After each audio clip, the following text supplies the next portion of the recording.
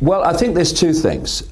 First of all, you have what are called progressives. This is a word that's come out of America. Basically, neo-Marx. Progressives that support people like Bernie Sanders, to an extent, the very small part of them relate to the Democratic Party in general. Like Clinton, a lot of the progressives will be voting for Clinton. A lot of the progressives won't because of what happened to Bernie Sanders. And then this word progressive is actually being used for the same sort of people, the Greens and the left in politics in Britain as well. So you have the progressives, and they their heart has been transported from here to here, right? It's on their frickin' sleeve. Look at me, how pure I am. And therefore, you can't say anything about anyone who basically isn't white, because only white people are racist, of course. That's the way it seems to go. Racism is a state of mind, not a state of color.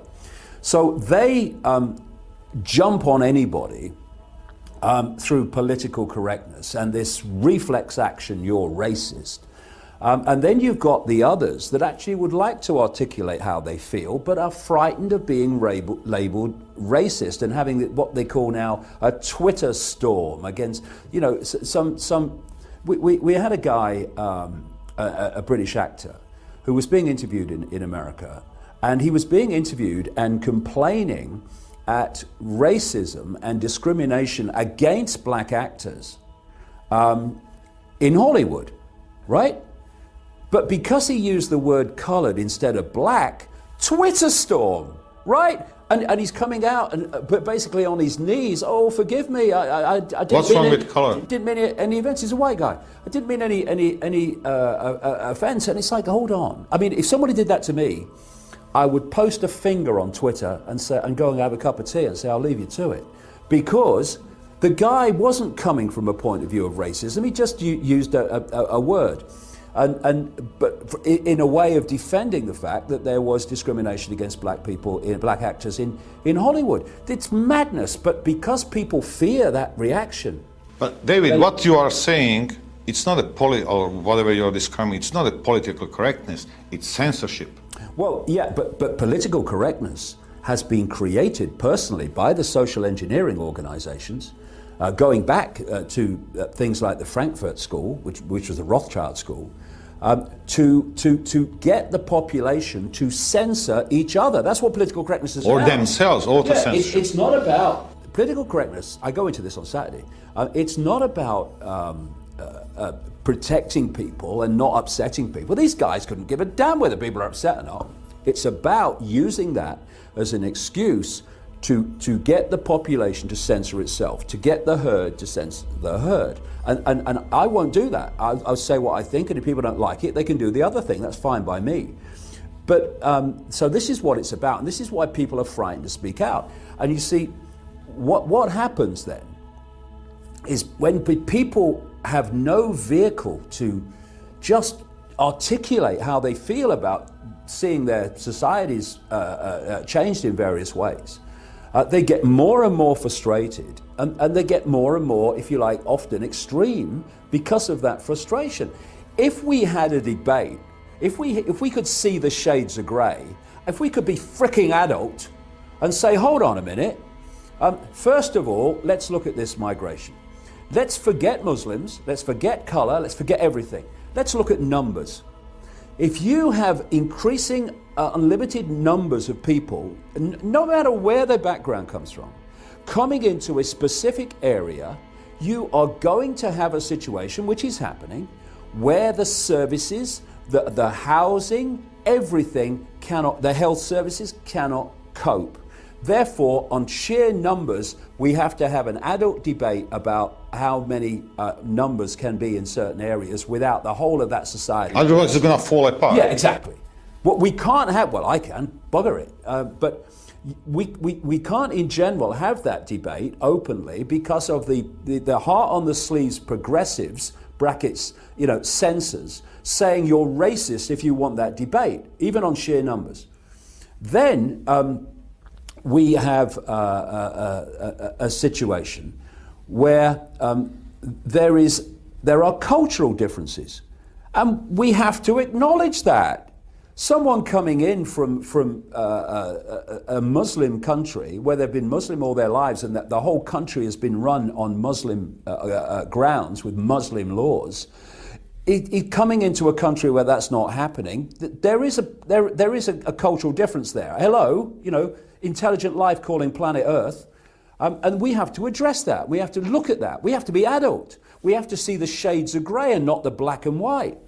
And then we have to also accept that while the vast majority of Muslims, and as I've said many times, the Muslims that I've met over the years are overwhelmingly some of the nicest, genuine, most generous people I've ever met. But some are not. And thus we have to address that which is not, while not branding everyone else with that which is not. But we can't have that debate, because if you want to talk about the abuse of women by people who have contempt for women, then that's racist as well. So what happens is the people that are pushing that agenda of you're a racist, shut up, are actually creating the very frustration and the very sense of there's nothing I can do, that brings out the more extreme reaction. All right, so these progs, wouldn't they listen to an argument that this is not actually a race problem, it's a cultural problem? Yeah, it's not about race. I mean, anyone that's looked at my work knows where I'm coming from. I say that what we are is awareness, a state of being aware. We don't have form in our ultimate state. We are sense of awareness. And these vehicles are vehicles to allow our awareness to experience certain realities, because we don't want to get deep into this, but we think we're in a world. We're not. We're in a frequency band. The frequency band that we can decode into a visual reality is so tiny, it's laughable. Therefore, this world is just a place for our awareness to experience. And that awareness, that point of attention, of that same awareness, this is where I'm coming from, is experiencing through Muslim people, it's experiencing through black people, it's experiencing through Asian people, experiencing through middle class white people. And this association with what my body is relates to what I am, has created this situation where everyone sees everyone as apart from everyone else, and therefore the division lines of potential divide and rule are endless for this hidden hand to manipulate. So I am the ultimate non-racist in the sense that I'm saying we're all the same consciousness, and the forms are only vehicles for experience. Thus, it's like, I've used this analogy. Racism is like two spacemen on the moon fighting over the fact that one spaceman's spacesuit was made by this company and is this color, and this spaceman's spacesuit was made by this company and is another color. I mean, we'd say, at Houston, we got a problem. These two spacemen on the moon have gone crazy. They're fighting over their different spacesuits. Well, that's what racism is. So where I'm coming from is absolutely that racism is the ultimate confirmation of a complete misunderstanding of reality and life itself. However, we still got to look at the fact that in the world that we're experiencing, there are perceptual differences and cultural differences which have to be addressed. And you can't just censor the fact, which is happening around Europe, that women are being abused by people with some people, not the vast majority, some people with a different relationship to women and perception of women and their place in society than we have normally in Europe. We've got to address these things. And what's really unbelievable is that the feminist organizations that scream feminism all the time, oh, abuse of women, oh, women being put down. Okay, over here. What about what's happening in Saudi Arabia, right, to women?